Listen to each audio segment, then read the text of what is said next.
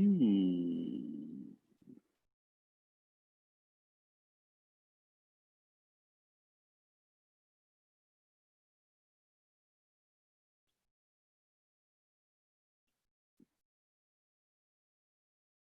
Hello. Hello. Hello. Who am I saying hi to? Unmute yourself. Ailita. You have to unmute yourself. Oh, I think that my sound isn't working yet. Hi, Ailita. I'm just gonna mess with my Tell him. thing a little bit, see if I can get my AirPods to work. Yeah, and say you hear him.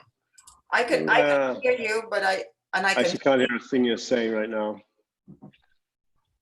Well, type to him. I hear you. He knows that. Hear you fine. That's one of the other. Okay. He's told Can us. somebody say something to me? I want to see if the sound is coming through my. Hi, Adam. Can you hear me? No, it's not working well at all. Too bad. I can hear you, Adam. Yeah, but that's because I'm standing right next to my computer.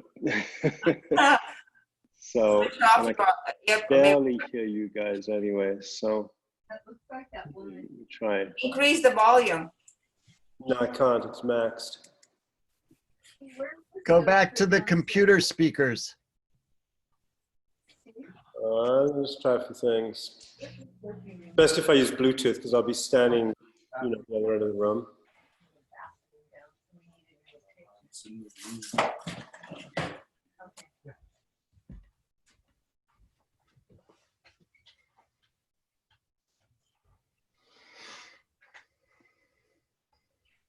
Okay. Good. Somebody say something to me. I just want to check these AirPods are doing it. Hello. Do that again. Testing 1, 2, 3. No, my AirPods are not working. Naughty AirPods. Why did they can't see me? Say again. Can you see me? Can you hear me? I can hear you. I can't see you. Yeah, and I don't have the option to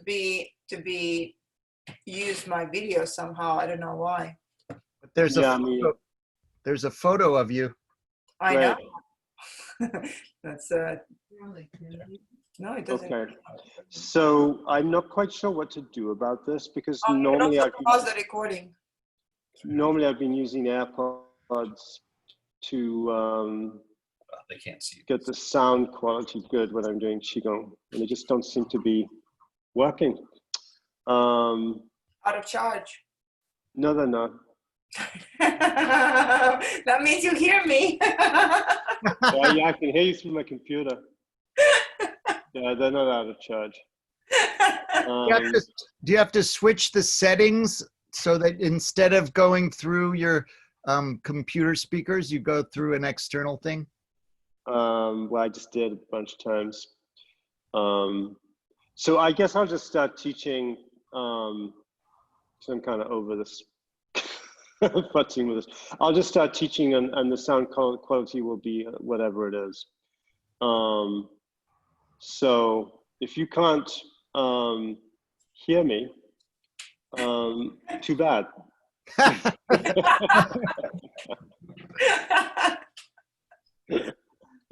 You just enjoy.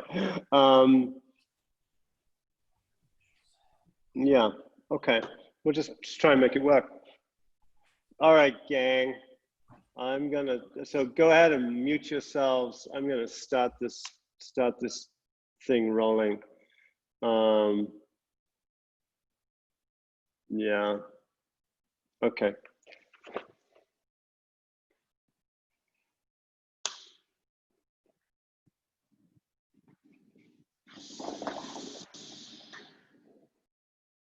All right, can you hear me? Who knows? Somebody unmute yourself and tell me how the sound quality is right now. It's fine. It's just fine. Okay, I'll just shout. It's really good. Good, okay, great. All right, gang. So we're gonna do Juju Yang Sheng, then I'm gonna take a couple of minute break because I gotta deal with my dog and get somebody to take him for a walk and stuff. So, and then I'll be back. That's the deal.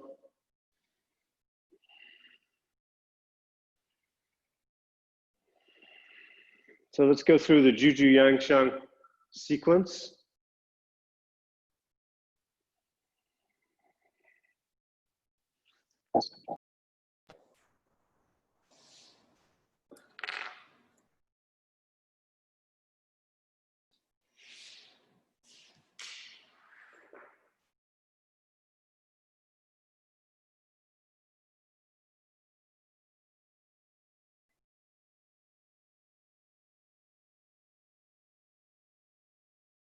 Reversing.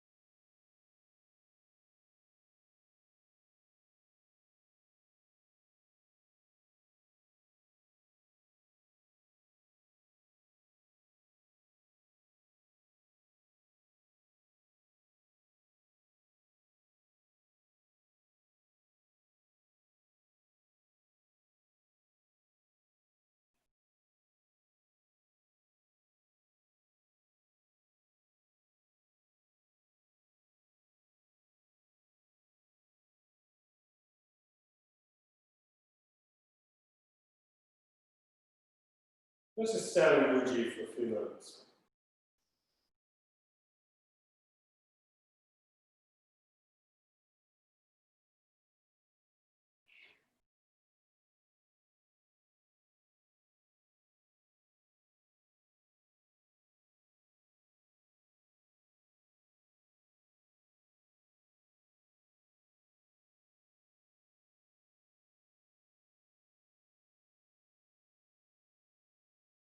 Take deep, full breaths.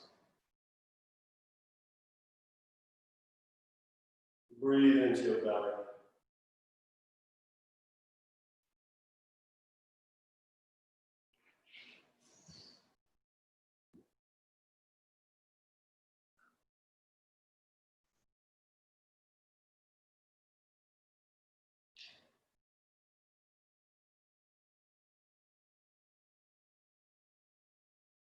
Just going to go right into standing.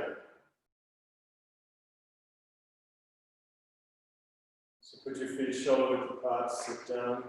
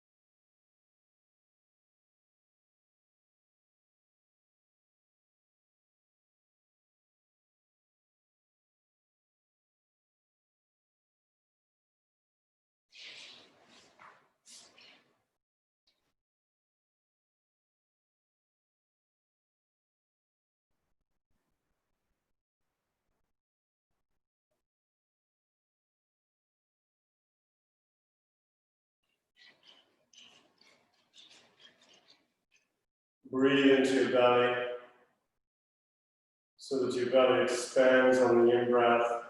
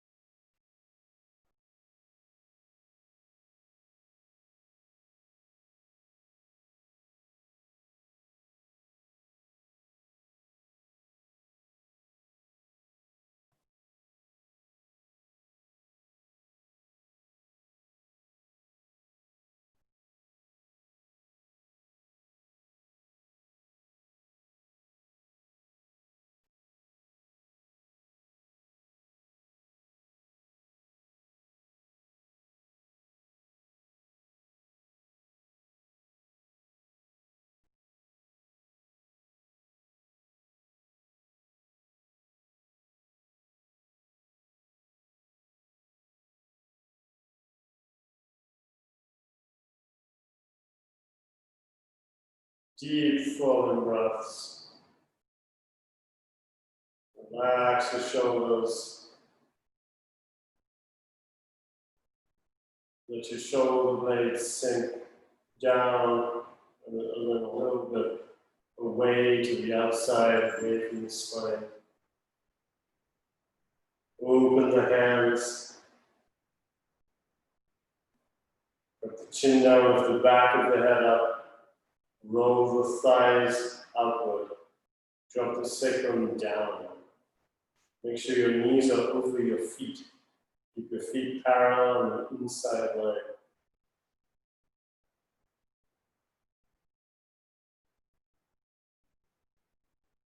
Let your breath, as you breathe in, you expand your belly. Let your belly expand down into your pelvic cavity.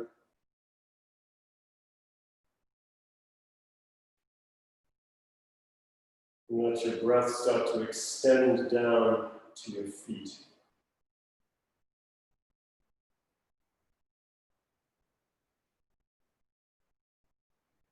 And as you're breathing, see if you can feel the breath expanding into your hands from your belly. You might notice that the sensation in your hands is one way when you breathe in, and there's another way when you breathe out.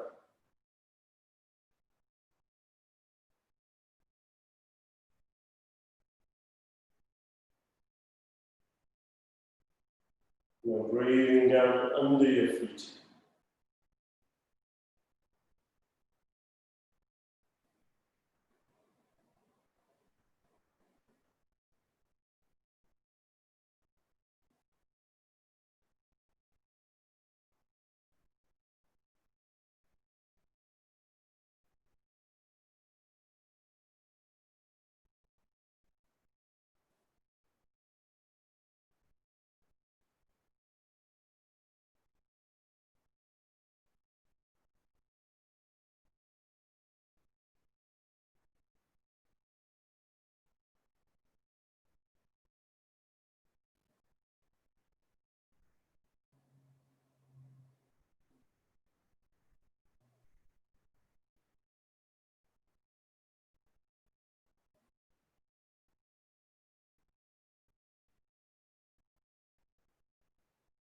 Let your body relax. Let your breathing expand through your body.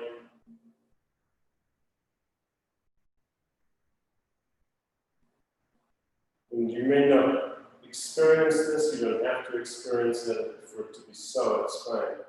But allow your breathing to move into the space around you.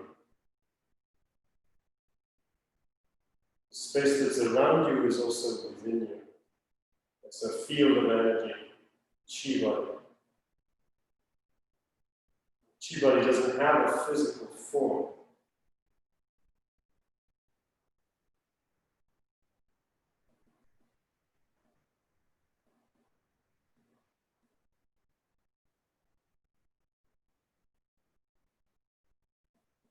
But you can breathe into it and into the awareness of it.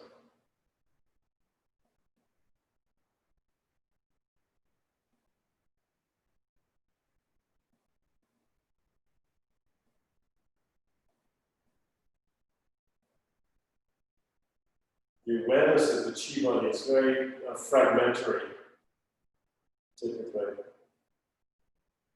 Because your mind cannot and need not hold on to it.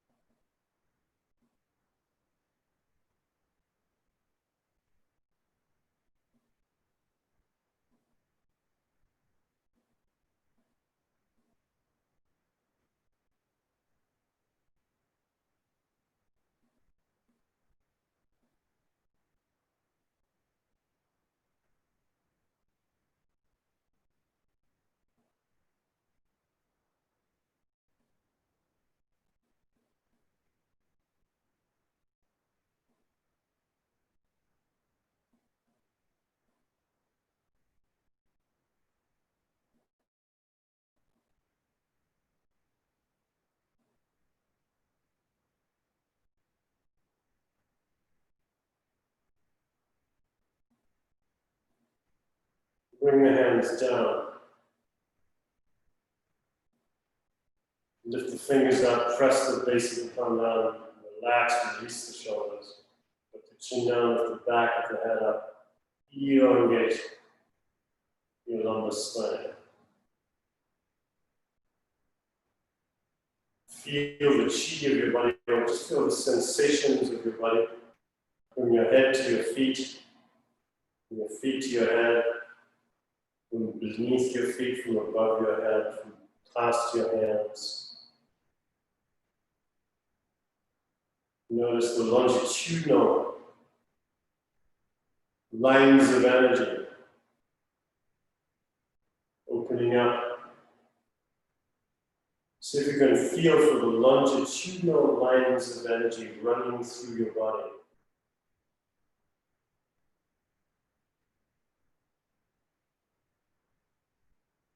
And keep taking deep, full breaths.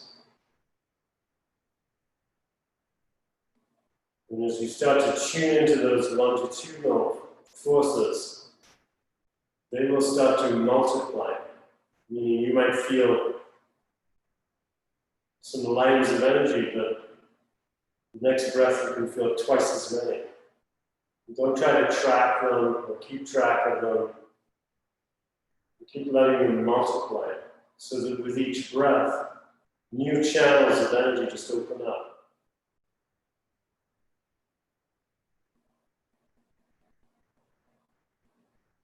The Taoists say, with each breath, 100 channels open.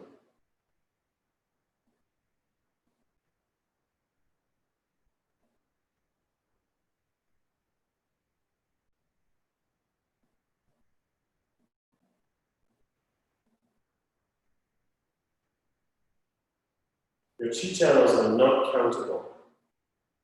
I've made that reality is made very explicit in the first book of acupuncture. That the channels are actually uncountable. That's why in the Vedic system, they say, they talk about the 10,000 nadis. We count certain types of channels in acupuncture, but it's actually an artifact. It's an artifact of gathering the healing forces of 12-fold energetics. There's actually innumerable numbers of chi channels. So now we're going to go back to our Juju Yang Shan. Keep breathing into the belly. Do the Juju Yang Shan with your hands into your belly for a minute. And keep breathing into the belly.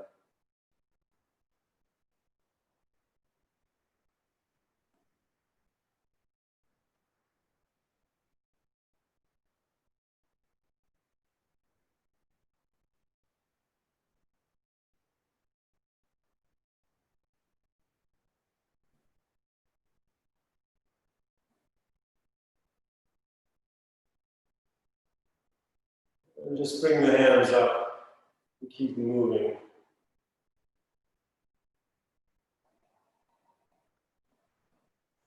Move the hands any way you want. The idea with this first Juju Yang Shan exercise is you're opening the chi flow of your entire body.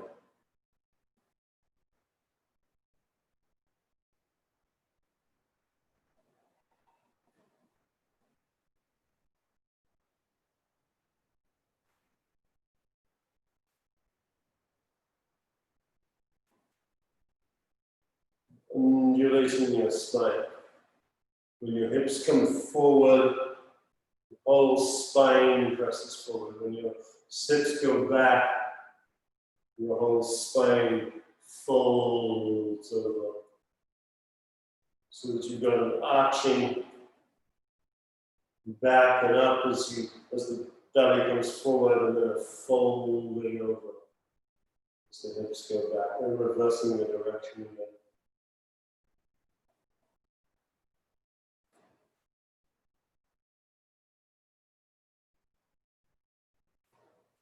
Normally I tell people when they're doing this exercise to keep the head sort of stable so that the opposite side of the neck to the direction of where the hips are going opens opens up. But once you've got that established, which some of you probably have in your practice, then just let the head do what it wants sometimes. Play with this feeling of arching the back open and then letting it all fold roll up.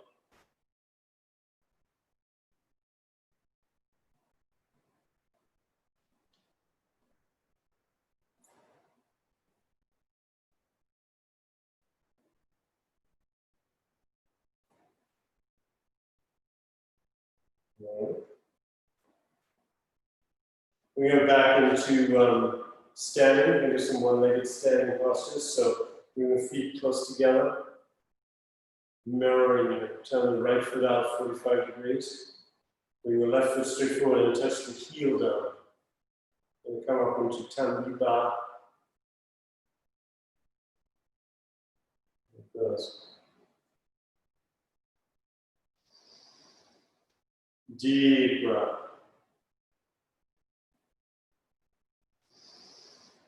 As you breathe out, sit down, sit back, and just let the chi roll forward through your hands.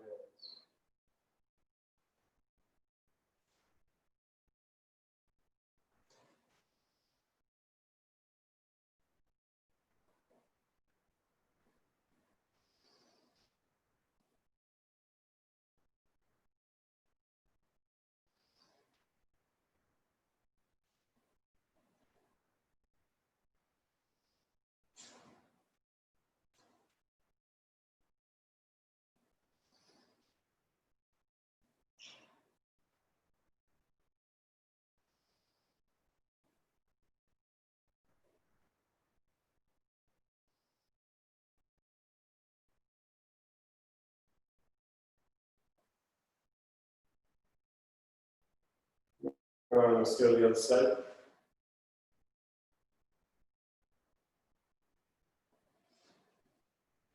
Push your spine back, extend your hands forward.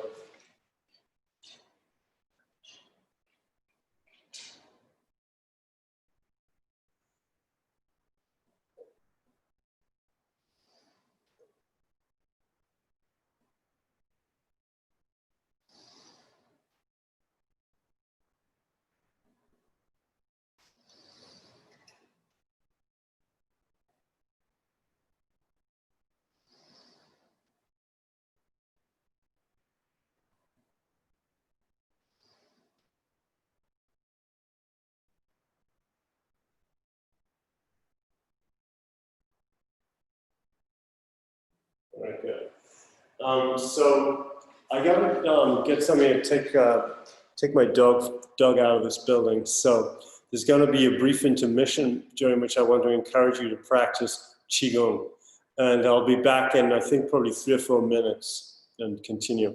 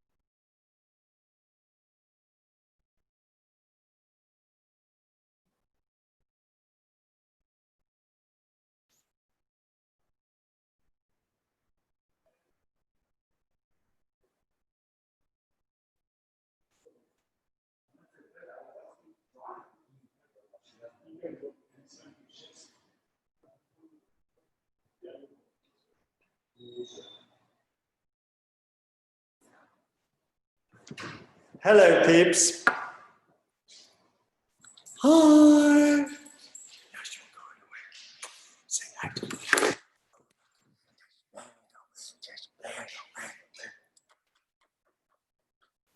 All right, got somebody to walk in. Sorry for the interruption, but what you gonna do? What you gonna do? Okay, we're gonna continue with Qigong.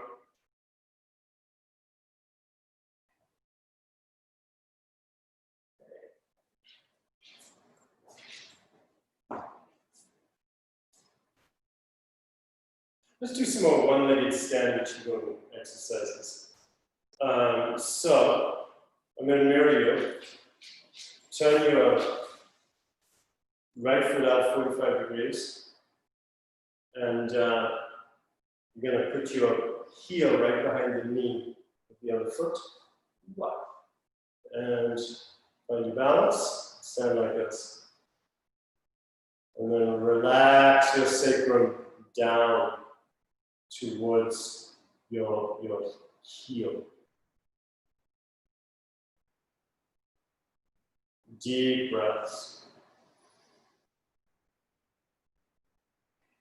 Feel for that line of energy that runs through your heel, your sacrum, the back of your head, above your head, and then out through your hands. Sink your shoulders down, and then sink the shoulder blades, separate the shoulder blades away from the spine. Roll the elbows forward. Pull the hands back. Open the fingers.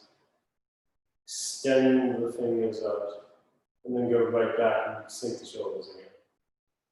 The hands are going to be at about the level of the eyebrows.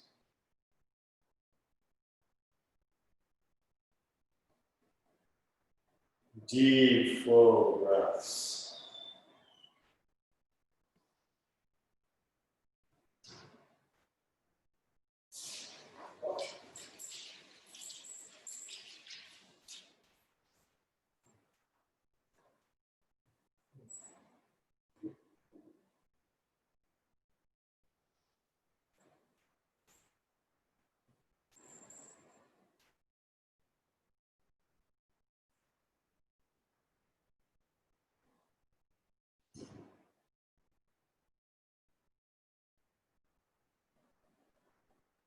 All right, let's switch to the other side.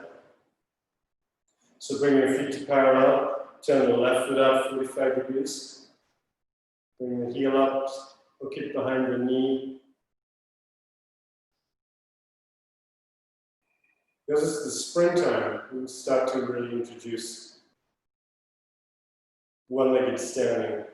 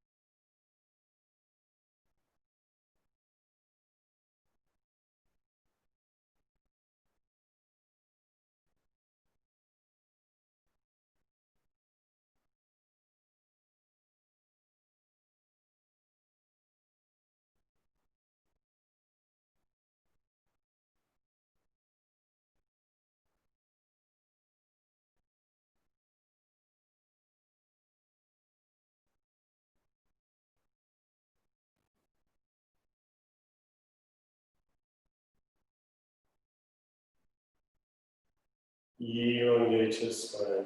Let the sacrum go down. Elevate the neck.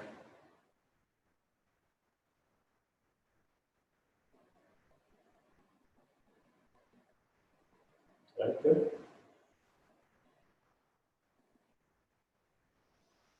Feet fairly close together, then turn the right foot out 45 degrees. Bring the left foot straight forward, and then bring the knee up. So your knee now will be touching or close to touching your elbow.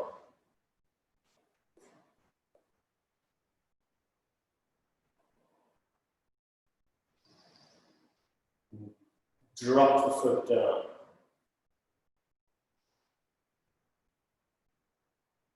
Deep, full breaths. Endure a little bit.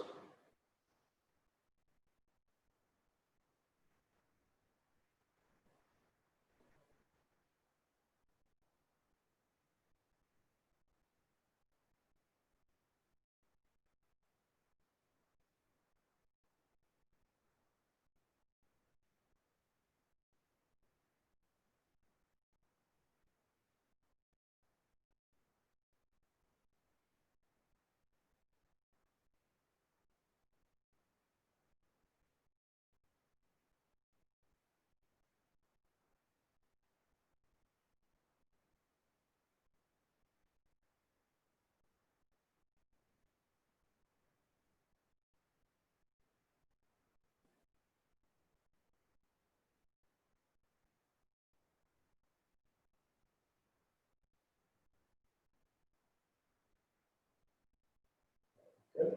Let's work with the other side. So left foot out 45 degrees.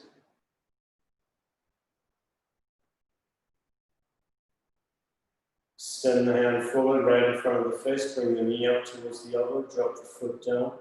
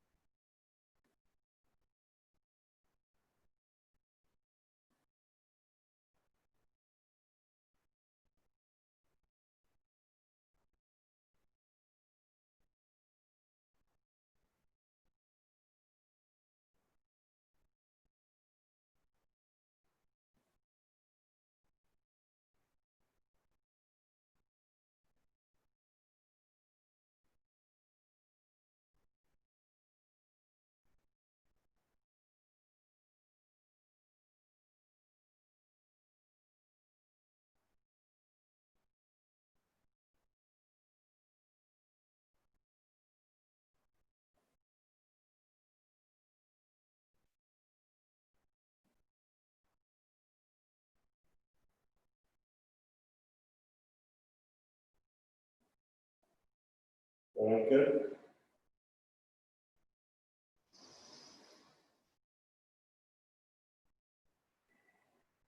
Turn the right foot out 45 degrees.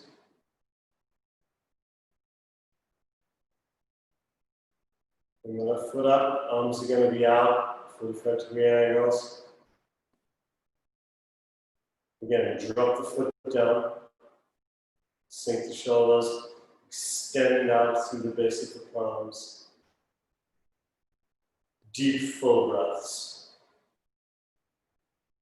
You're going to try and pull that leg back towards your side leg to open up the inside of the block.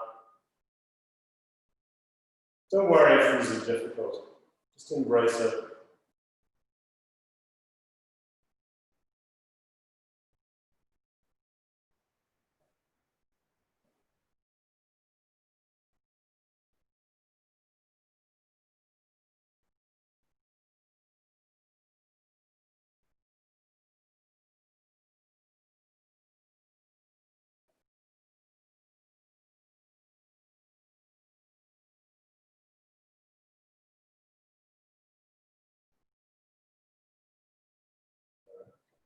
Let's go to the other side.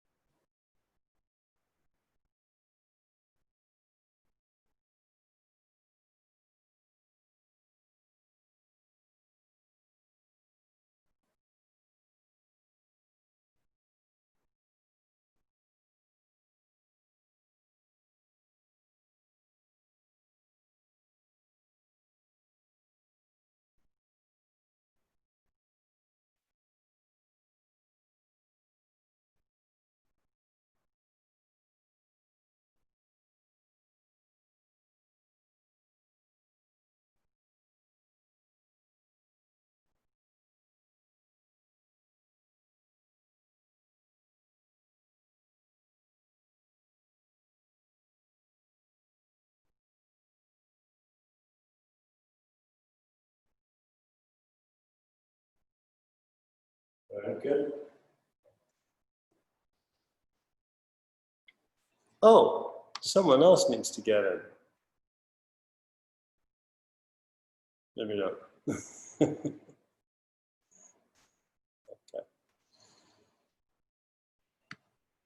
Hi, I'm here with you again, Adam.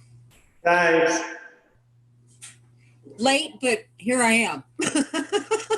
Okay, mute yourself.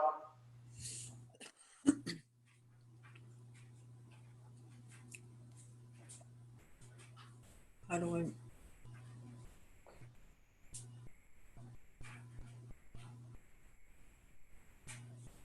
I don't know how to mute my. Okay. Let's keep playing with our Qigong show.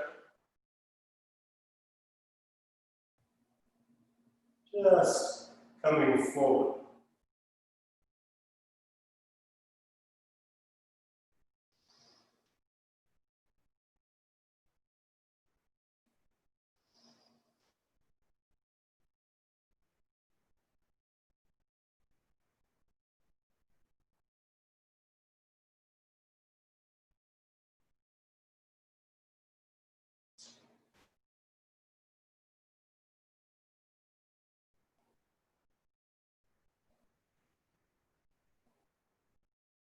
So let's go over to the right side and start to make a pulsing, rippling motion from your pelvis and your belly down towards your foot. And first of all, let's make sure that they're really turned to the foot. Try to anchor the foot on that inside line, and then put your hands on your hips and turn them. See what that's like, and then start to work down that line.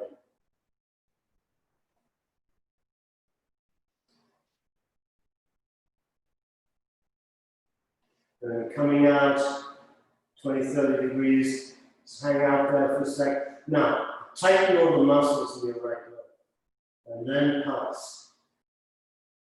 Tighten the muscles, it's okay. Good, safe. And then release the muscles and keep pulsing. Now, coming out a little bit more. Now you're going to drop this elbow down. You can put the hand on the elbow and actually press it downward.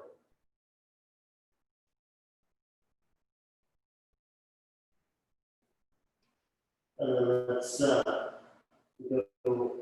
put the hand on the back and turn your spine. So you can take your head and look up towards the sky and then pulse. Now tighten all the muscles in your right leg. Pulse. Now release the muscles and pulse. Good. Other side.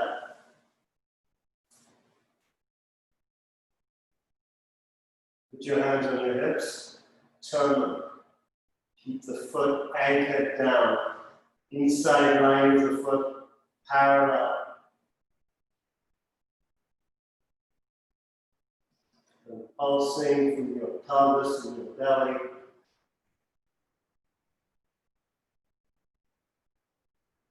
Tighten the muscles, pulse. Release the muscles, pulse. And then coming out 20-30 degrees.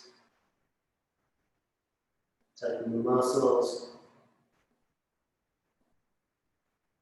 And release them. Now bring the elbow down.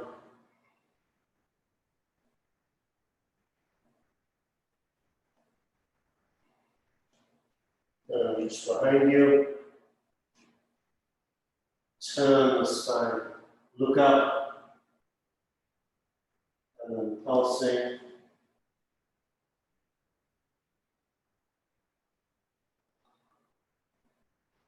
Good.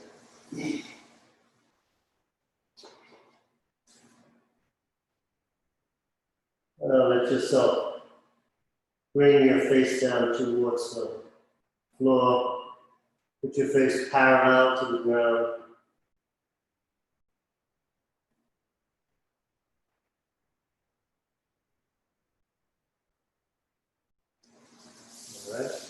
And now let's rotate a little bit, or not rotate, but just move through the sacroiliac joints.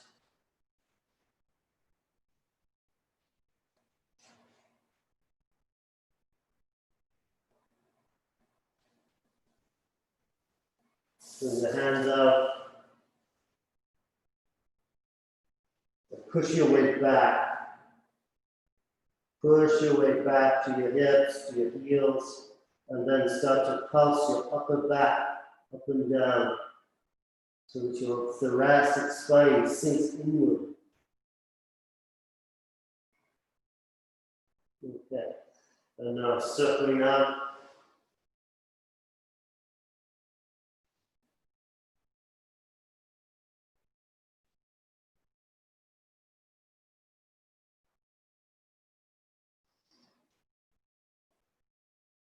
And on the other side, circle your chest out with your hands.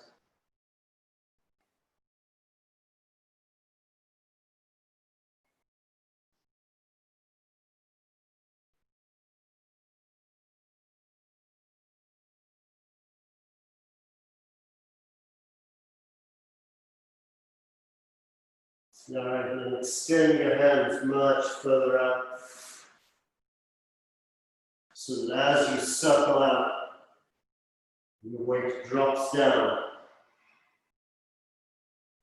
And as you drop down, keep your feet flat on the ground.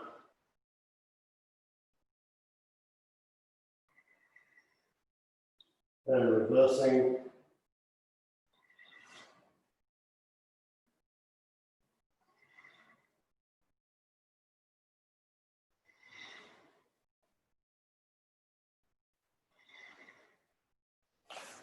Coming back. Bring your hands back and lift up so that you're just stretching through your knuckles. And you can start to rotate through your belly, and I'll start to rotate your head. Circling your head, moving your sacroiliac joints.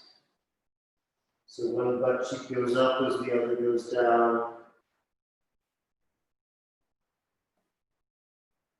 And reversing the circle, circling the head, circling through the sacroiliacs.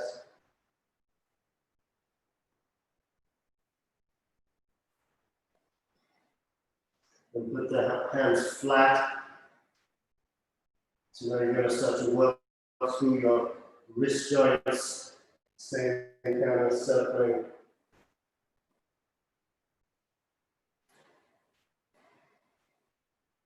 Move the other way.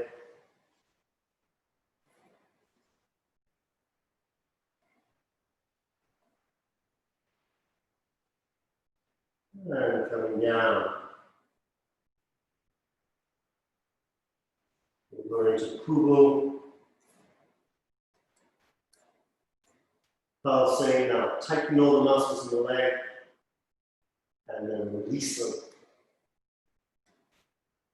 Other side. Now tighten the leg muscles. And release them.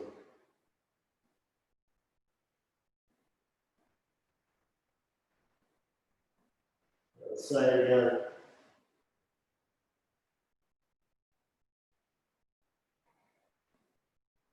And you know, if you can't do this, it's okay. You just work your way. Just whatever you can do is fine. It takes quite a bit of time to open up the stretch like this for many else. It took me quite a while.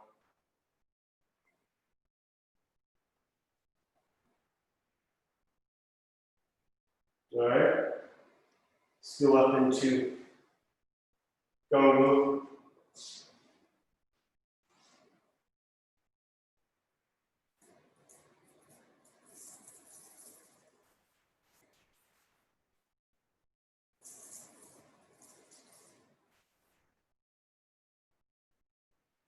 So stretching forward and back simultaneously. Make sure your hips are turned in the direction you're facing. Move forward and back simultaneously. Now tighten your muscles. Keep going. And then release your leg muscles. Pick up the back foot. Keep doing the same thing. Drop the back knee down.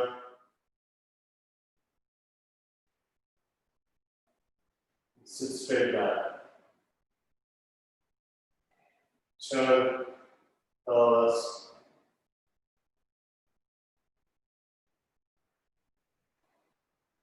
Other side.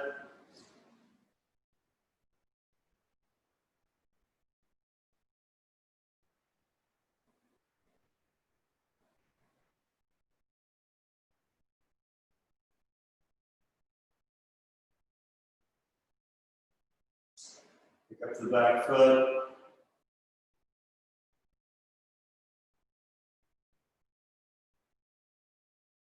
Sit straight back.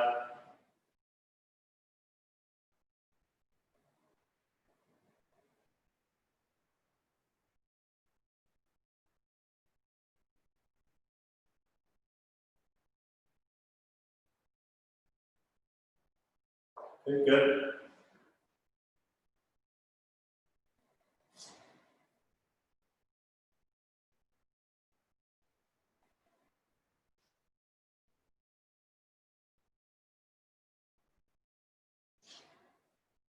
Deep, full breaths.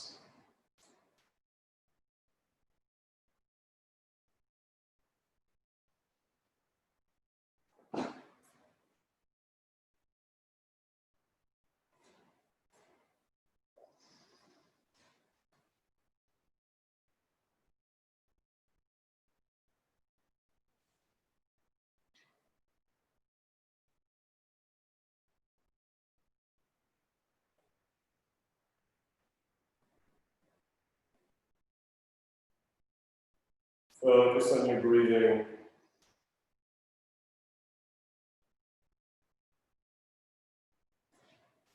Go down to Uji.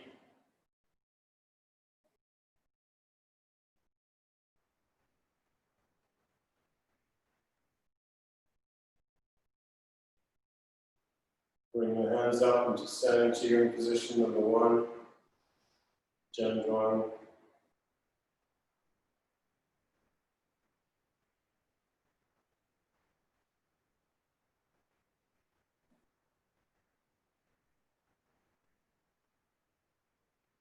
Feel into that linear movement of the Qi.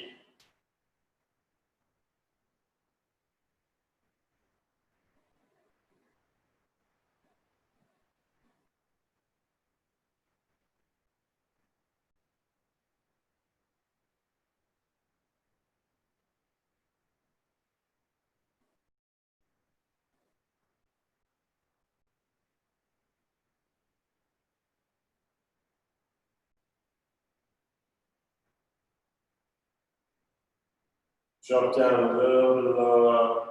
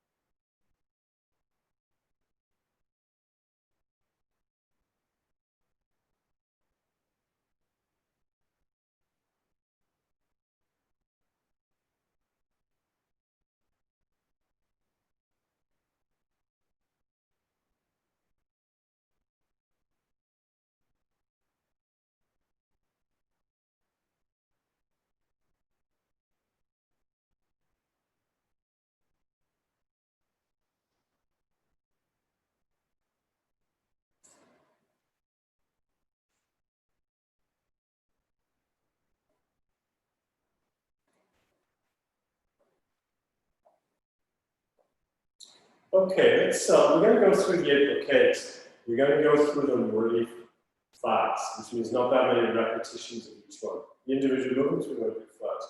But we simply won't do that many repetitions. And we'll go through all 8 of them. And we're going to focus on the elements as we go through them. And once we've gone through the whole sequence once, we should only take, with the speed we're going to do, it won't take too long. We might go through a second time, we'll see. So starting with the first of the aggregates, breathing in, and then breathing out. Bring the chi up the do channel, the spine, and down the front midline and around, and then breathing up through the chong, central tube of energy, sink it down through the chong to the perineum, up the do channel,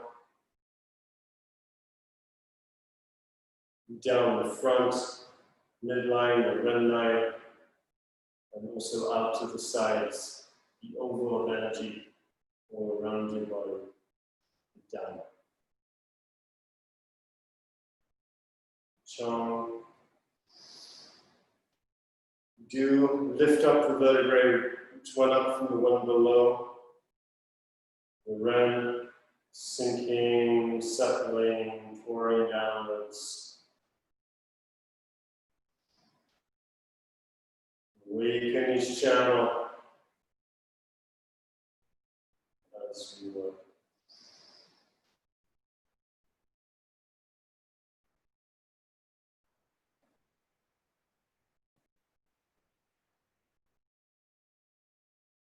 Stand wide, working with white sparkling energy from under the ground. Pull it up through the body and then down the lung channel, through the thumb and index finger. White sparkling energy from the air, from the thumb and index finger up, through the sinus cavities and then down through the bronchial tubes, the lungs, the large intestine, and down. Drawing white sparkling energy from the crystals and metals and rocks under the ground. Down the lung channel, through the thumb and index finger. Up the large intestine channel. Through the sinus cavities, connect to the air, wind, clouds, sky. Bring that down. White chi, white and translucent.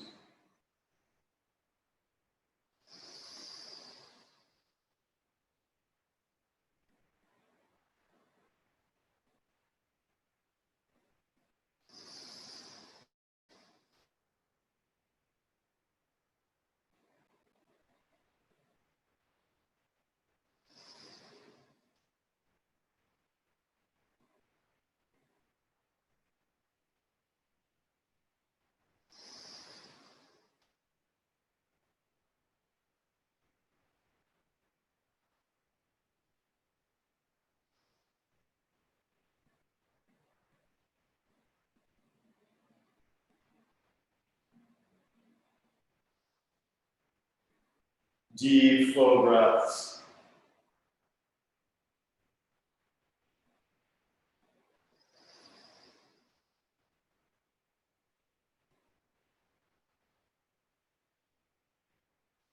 Bring your feet closer together, just shoulder width apart. Working with yellow, gold, and earth energy. Up the spleen channel. Go to the outside of the ribs, spleen 21. Down to the navel. Fill the whole body with yellow, gold energy. Breathe out. Breathe out.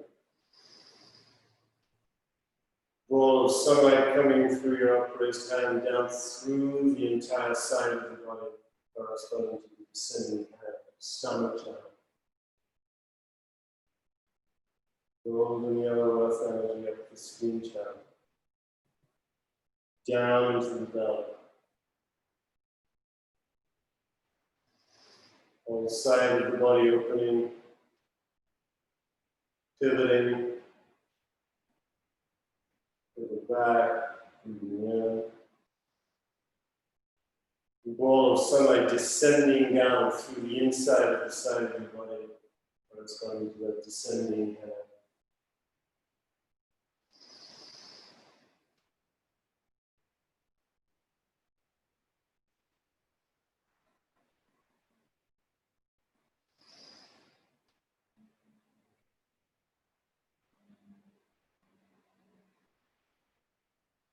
laying around the Qigong, ball of sunlight illuminating the inside of the body, shining into all the spaces and organs inside your body. There are millions of little sparkling yellow golden particles of earth energy coming up and filling the whole side of your body.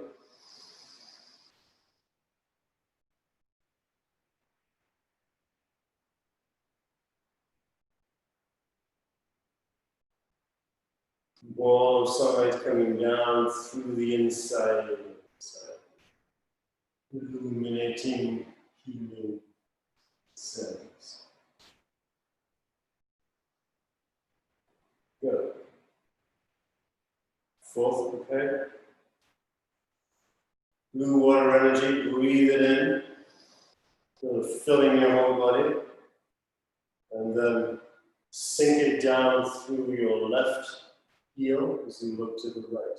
Now breathe that blue water energy in through your left heel, fills your whole body, and then sink it down through your left heel.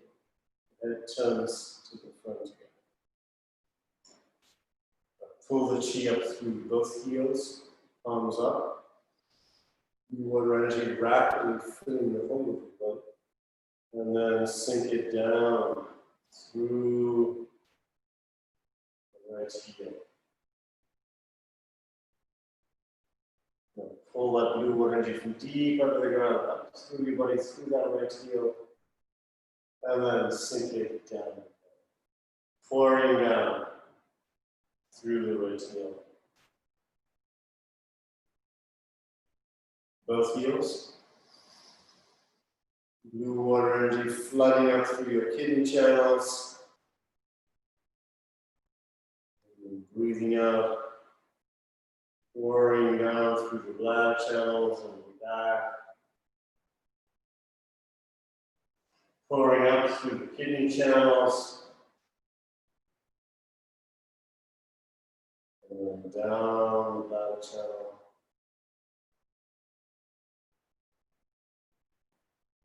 Drawing blue water energy from sources of water deep under the ground, requesting them quickly respond to you and fill every part of your body with blue water energy.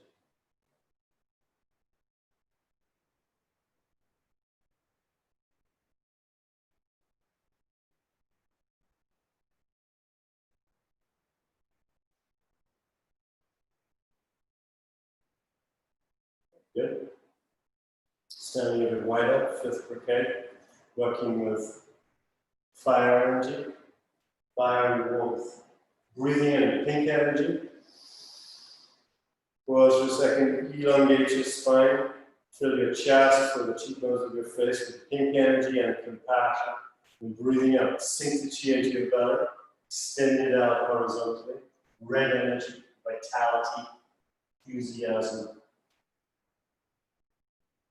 Pink energy, compassion and love, and then horizontally extending red energy, vitality,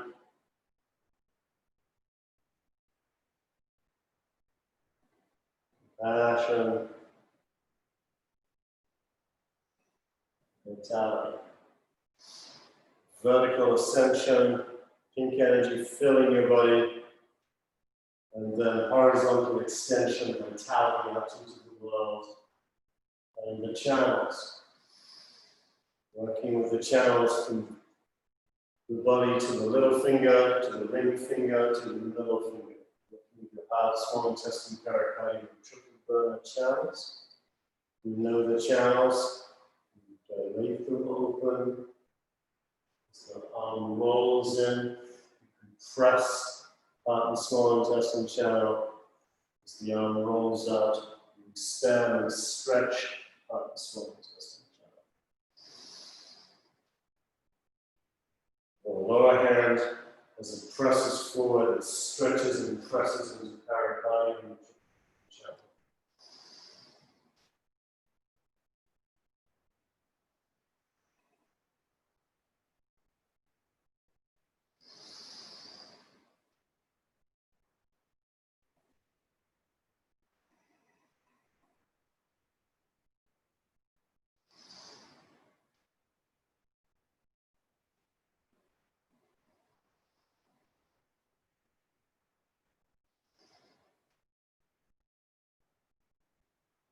good.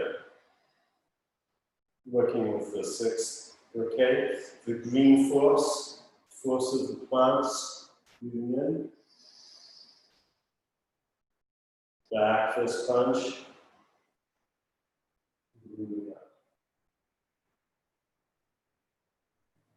Thumb to index finger, and the hand turns over above your head. Thumb to ring finger, breathing out. Now, gathering the chi in the roots, coming up through the trunk, the limbs going underneath your shoulder blades, branches down your arms, twigs through your fingers, leaves as your thumb touches the index finger, breathing in. A canopy moves around you. The hand turns over flowers, and then seeds descending down, back down to the roots. Draw the root chi up through the sacrum and perineum, the trunk through your spine, and so on.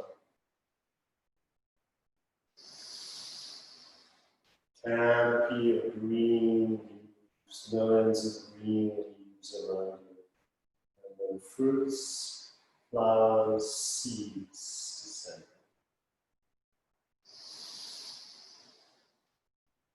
Opening up liver channel, gallbladder channel.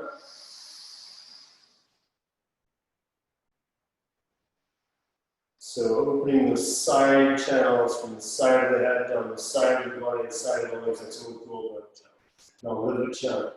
From your first and second toe up, through the genital region, through the middle of your belly, out to the ribs. The base of the ribs, and then up to the top of your head. That's all liver channel. Green energy. Hand turns over, gallbladder channel. Sides of the body, descending all the way down.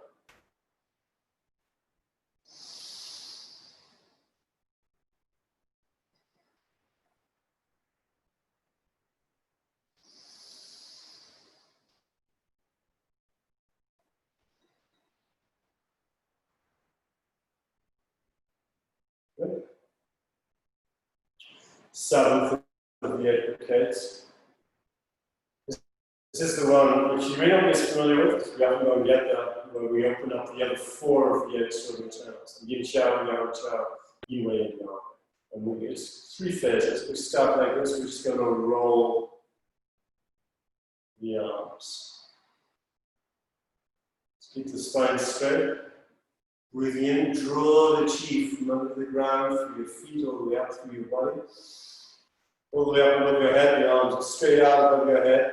And then let the arms just roll down in front of you. Press down until the hands make an energetic contact with your feet again. So you're creating a water wheel, as it's sometimes called. Keep going, I'm just going to adjust this camera and all the.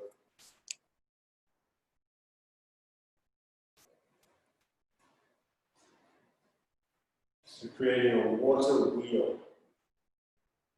That is, you're taking the energies from outside you, underneath you, you're letting them flow up through you, around you, above you, and then down here. Just expanding into the expandatory field of the extraordinary channels.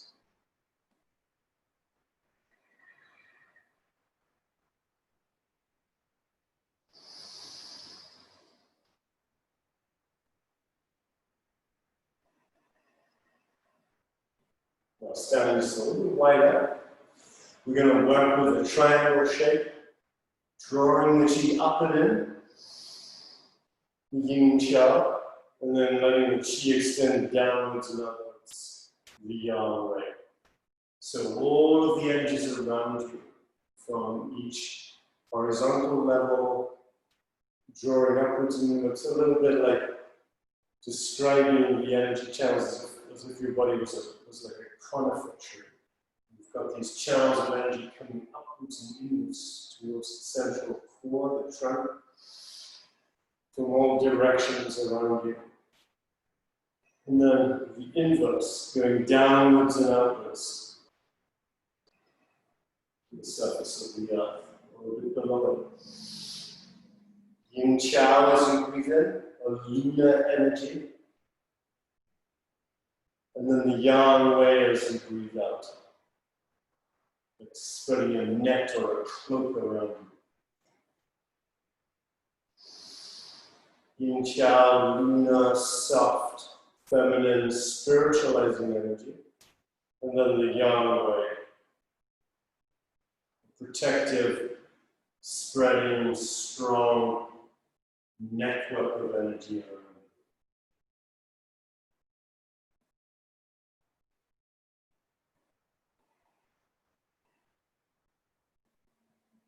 Now we're going to do the inverted triangle shape.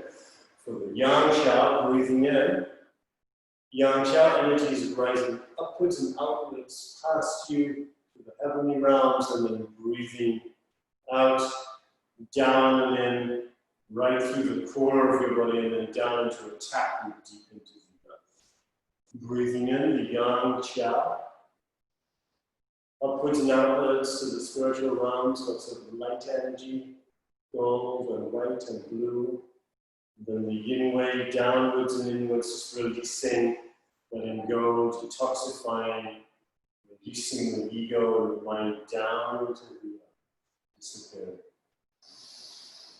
Moving towards the everything pole of consciousness, and then moving towards the nothing pole of consciousness.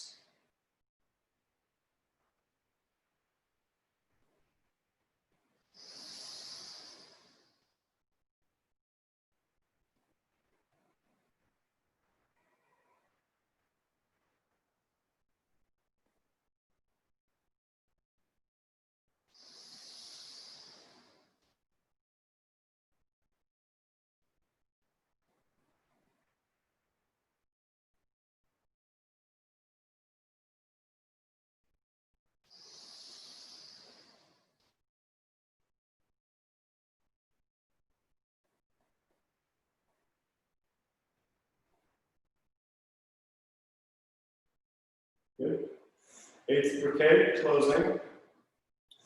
We're going to work with pulling down the heavens. Pulling down the heavens soothes the energy field around you, harmonizes it, spreads it around you.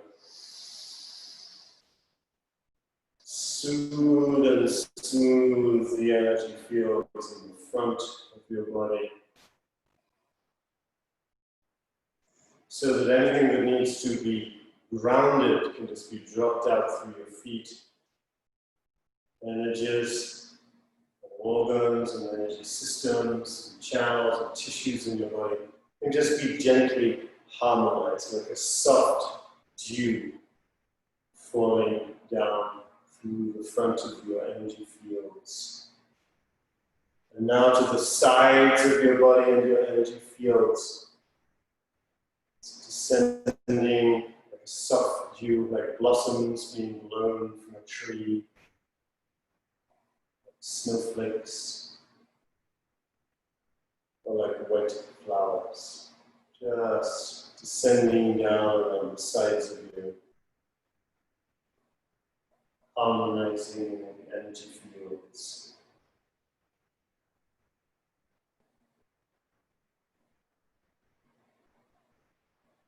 And now in back of you.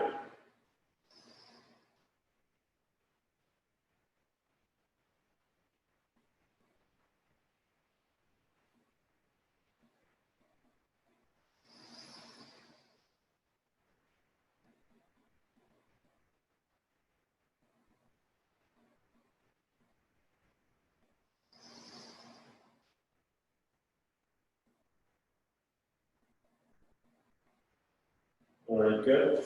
Now we're just going to seal up the chi, bring your feet close together. Bring your hands in front of your belly. Press one hand on top of the other. It doesn't matter if you're left or right or right or left. Whatever feels comfortable for you. Take a deep in breath. Hold the breath in. Very gently squeeze some of your muscles. Give them a little squeeze, not too strongly. And then relax, breathe out, relax all the muscles. Sink the chi below that. So let's do that again. Deep in breath. Hold the breath in a little bit. Squeeze your arm muscles and your leg muscles, your butt muscles, belly, solar plexus, chest, neck, head. Relax. See this again. Now, this methodology, which I'll show you, turn it to the side. Breathing in, you're going to pull your hands back like this. And breathing out, you're going to drop the hands forward. You're going to, as you breathe in, come up on your heels. And as you breathe out, you drop the hands forward. You're going to drop down with it. But as you drop down on your heels, you're going to drop your head down. So that the shock wave that goes through your body doesn't go right up into your brain. It travels through the bones of your scalp. Okay, breathing in. Make fists, bring your hands behind you, relax, take a deep breath, breathing out, drop down. Breathing in, when you breathe out, you're going to shoot your hands forward, drop on your heels, and just drop your head down. Taking your muscles a little bit, drop down. Now squeeze the chi as you breathe in from your muscles into your bones, into your marrow. Drop down. Pulling chi into the marrow, to the very central core of your arms, legs, and the torso. Good. Okay, let's sit down for meditation.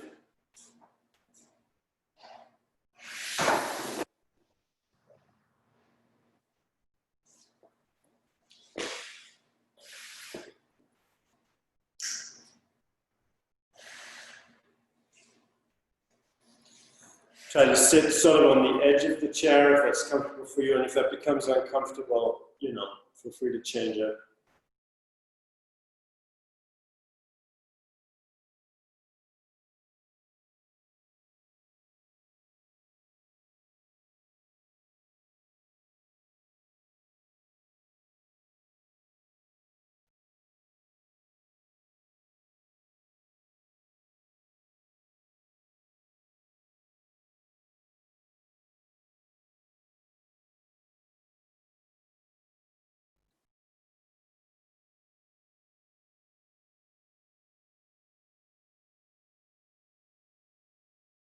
You know, one of the ideas about aliens is that there's three typical or common, there's three common species of alien that humans encounter.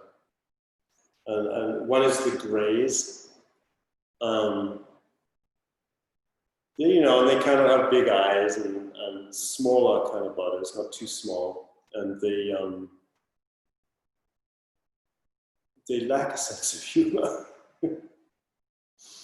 And then another type of alien is often quite small, like a really small person. And a third commonly encountered type of alien is they're often quite tall and they often look Nordic. They often have, you know, sort of slightly slanted eyes and sometimes even white hair. And they're pretty interesting too. And there are other types of aliens that are encountered for sure, but these are three very common types.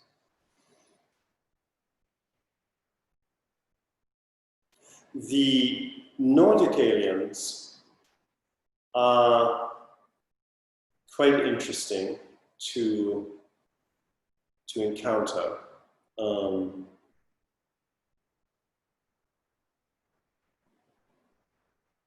Because they have a sense of humor, and they're often quite helpful for encouraging, promoting, you know, spiritual development, inspiration. They often help to promote new discoveries or new conceptions of things.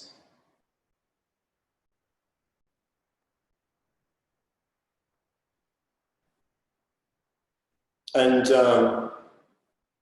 if you're sort of in the Santa Cruz, San Jose area, there's actually a group of them up in the mountains that you can sort of attune to.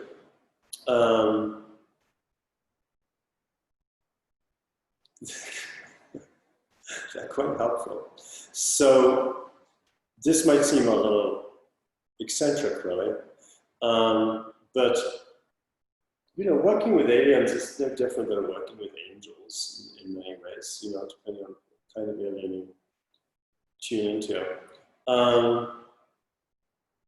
So what I'd like to do for this meditation is just have everybody attuned to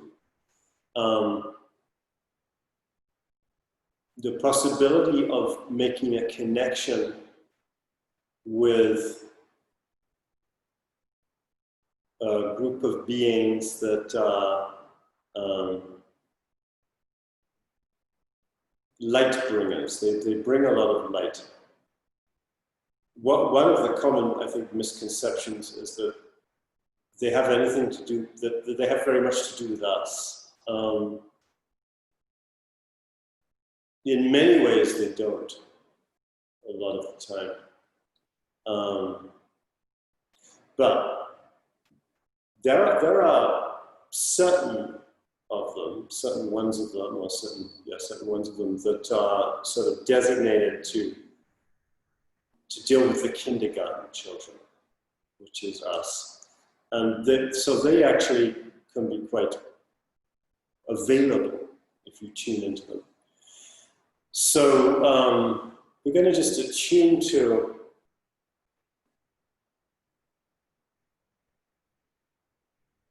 that frequency of this particular group of aliens.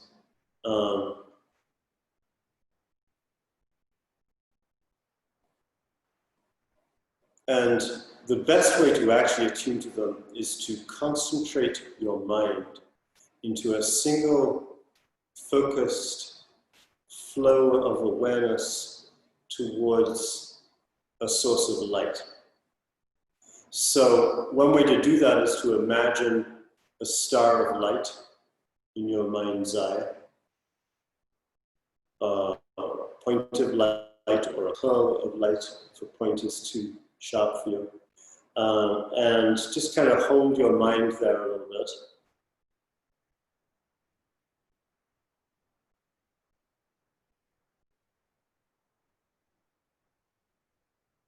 Relax, keep breathing.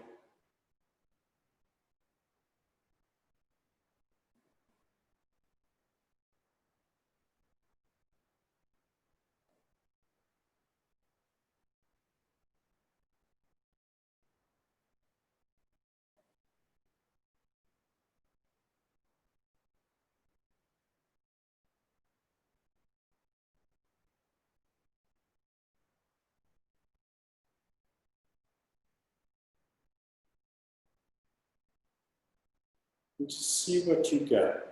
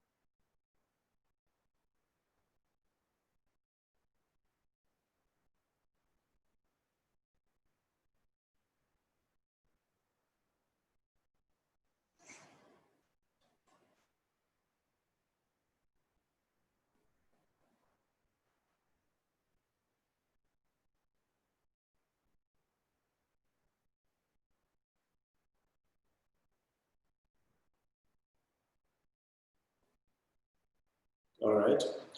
I'm going to unmute you all. Check in with you all.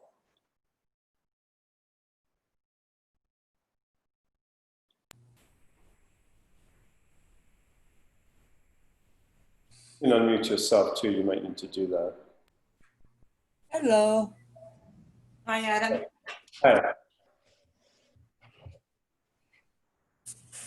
What's your experience on that meditation? You may have to unmute yourself if you want to talk.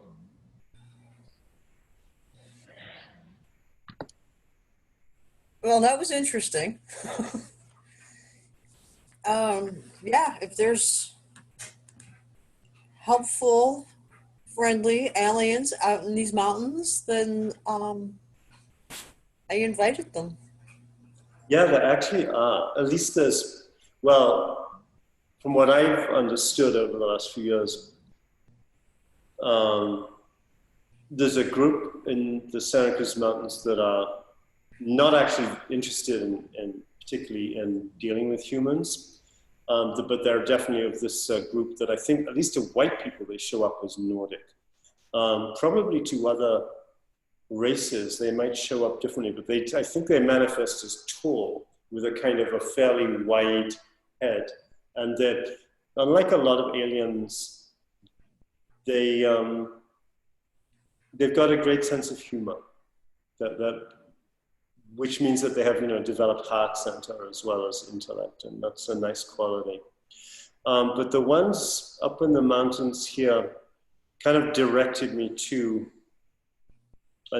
one of their kind that is more amenable to dealing with people.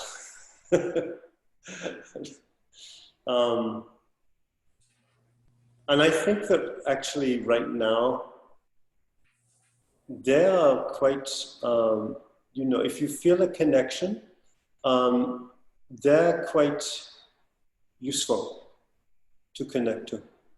Yeah, I would just say that they're quite useful to connect to. What is their purpose being here? Well, honestly, the ones that I've been sort of over the last few years having this, just to kind of preface this, and I'm not going to actually release the recording of this class at all, because it's just, I don't want this to be out in public really. But I've had a lot of alien experiences, well, a fair amount, since I was a child, of different, and I guess different kinds, or different sort of qualities of different beings, different types of beings. So these ones I encountered first about 2 years ago at least.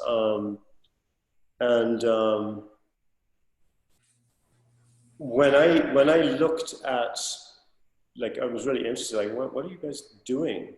They were like, that is none of your business, buddy. They were very uninterested in having me look into what they're doing, because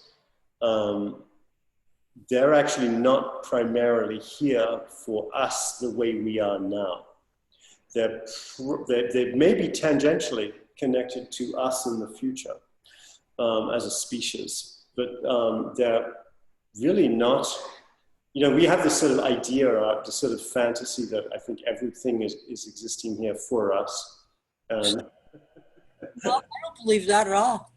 yeah, and I don't think they mostly are. There's other things going on that they didn't even want to put any energy into showing me. I had to just accept that, actually. I mean, yeah. So I just kind of accepted, okay, I'm not, I don't know, and I'm not going to like try to know and sort of push against something that doesn't feel appropriate. The only thing I would say about it is that I have experienced this with other types of aliens. They look like humans. They can look just like humans. They live up in a house in the mountains. They look just like humans. Well, they can make themselves look just like that. And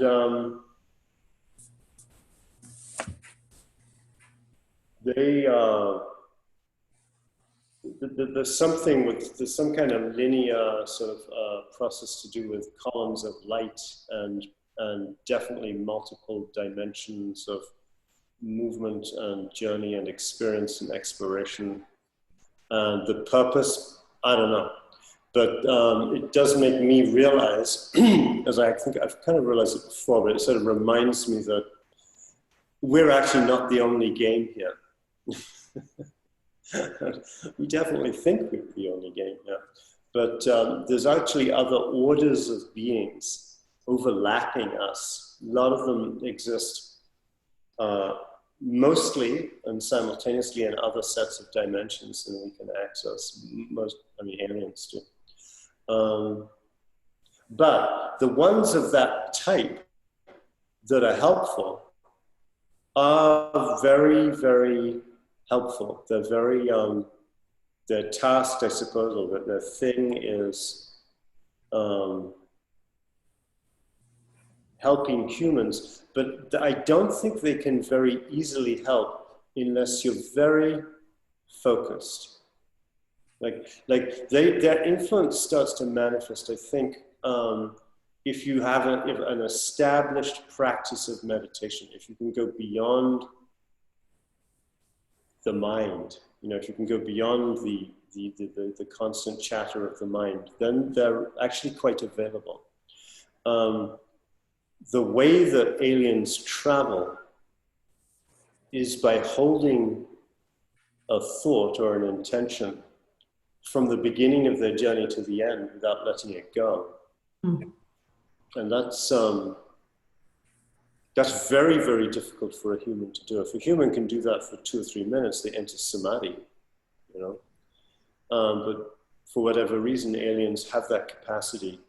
Either they developed it and didn't have it before, and now they do, like sort of, you know, spiritual masters who are human, or they just innately have it through maybe some sort of differentiation of being a different species slightly, or considerably.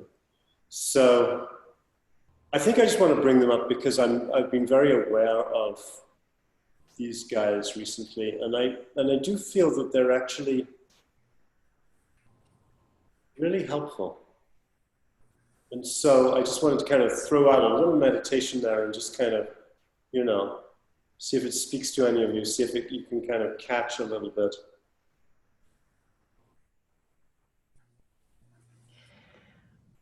I experienced a lot of joy, and I saw, and it might just be my imagination of just what I think it could be, but I just saw a really bright light and then these sparkles coming down.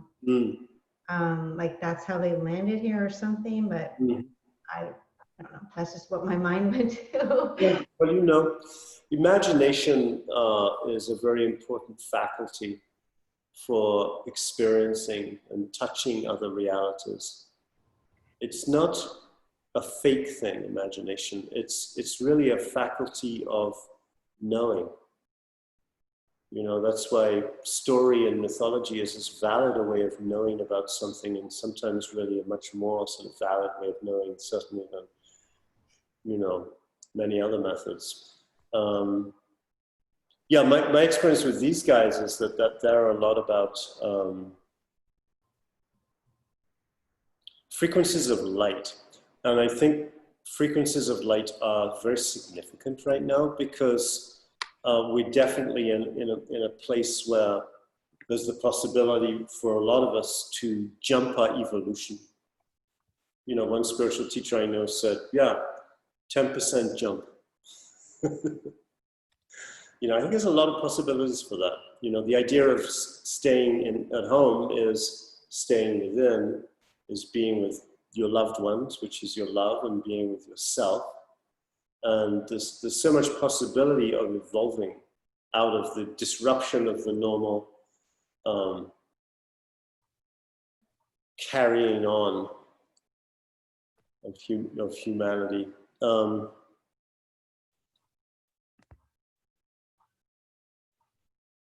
So, you know, there is that silver lining.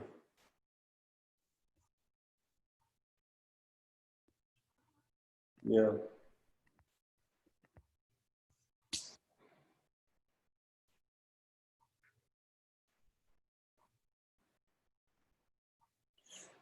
It's very interesting for me to experience them as having a wonderful sense of humor, because my previous experiences with aliens were not characterized by feeling that they were particularly in touch with humor, especially the Greys. Yeah. So it's nice to see that, nice to experience that. All right, gang. If anybody has anything else to say, feel free to say it. And if not, I might bug out of here. I just wanted to ask you, did you actually physically meet them? No, not these guys, not the ones up in the mountains. It's all been telepathic, I suppose. Yeah. Though some of it was visual, because I was like looking at these hillsides and seeing stuff a bit. But I have actually physically encountered aliens a bit in terms of like I've seen UFOs. I've kind of been beamed up into UFOs and different ones at different times in my life, and I've met aliens who've embodied in physical human bodies and sort of had to be part of a process with some other people of boundarying that. So it's just given me some insights into, you know, that there are some things going on with aliens. Cool. But, you know, I don't really know the whole picture, not even slightly. I mean, my experiences have just been, you know, these tangential experiences. Yeah.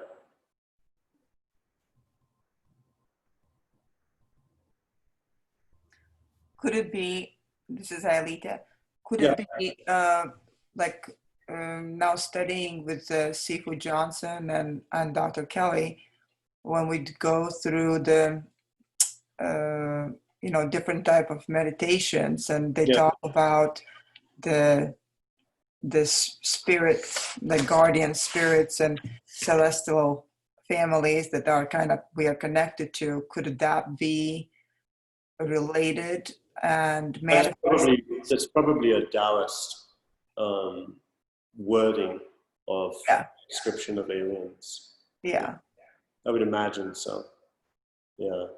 I think, though, you know, in the 20th century, we've had a pretty large influx of different species or types of alien. And how much they were around before, I really don't know. Or like, how much did they manifest as more like spirits and gnomes? And, you know, because there's so many ways that spiritual beings manifest to humans. And the sort of alien formation of their manifestation. I think I want to say that, or what I think is that, no, actually there's been a whole influx in the last 100 years of very specifically from space, from star systems, whereas many of the beings that we encounter as sort of gnomes and goblins and fairies and that kind of thing, they exist in sets of dimensions that are here and have been here for a long, long, long time and intersect us tangentially. Whereas there's been an actual influx with the aliens. You know, I used to know a Taoist master, Chinese Taoist master, Guan Liang Chuan, with very, very high level abilities. He was an astrophysicist in China, and he also,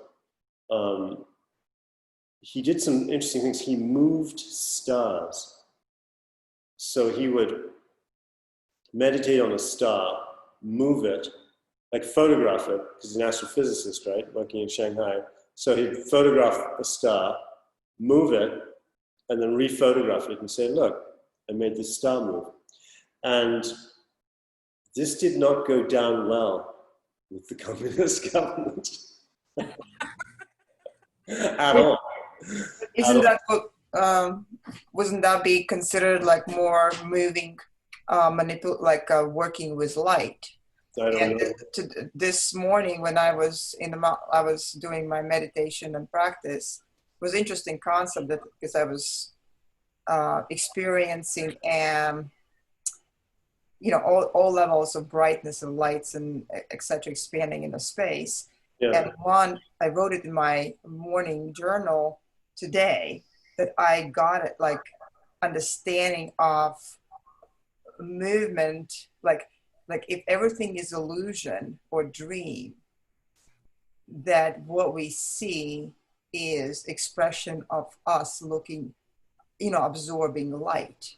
And when we take the concept that how things are moving, speed of light, and there's the interesting, there was just a couple of last week, I was watched the videos on how it's been in Silicon Valley been captured photography, how the light moves through the bottle, something that's just been like specifically like studying the speed of light. And then what you've mentioned about Taoist priest moving the star, what we see is that, how I would say would be a moving projection, moving the trajectory of time and space. I'm not sure what Guanyin was doing, but he had all kinds of sort of connections to the sky. Like when he was in Santa Cruz at one point, we were all very hot because I think it was August, and it was a super hot day. And so he just did a circle above his head and he put an eclipse over the sun. So we were all in the shade. And we asked him, well, how big is that? Like how much space is that actually, shielding in the earth? And he said about a city block. So he had this definite sort of connection to the astral realms. And so I remember at one point somebody asked him about aliens. He's like, "Oh yes, I know there's different types, and And then he said something interesting. He said, then some of them are not that smart, which is what I had experienced many years before that when I was living in Japan, of encountering some of the more devious or manipulative, I would say, aliens, and sort of being part of a process of stopping them from getting a certain kind of influence, just being used very tangentially by higher forces. And it was very interesting that sort of understood what he meant by that. So, I think that a lot of them have come in because humanity is kind of doing this, whatever it is exactly we're doing, but it's different, right? We've moved from tribal to regional to national to international, and now to attempting to go to global. And we've done it so fast, 150, 200, 250, 300 years. It's like, whoa. So we're doing something. And, so I think they're here as partly because maybe some of them are here because of us. Some of them are here because they're interested by us. Some of them are here because they want to manipulate stuff or get stuff.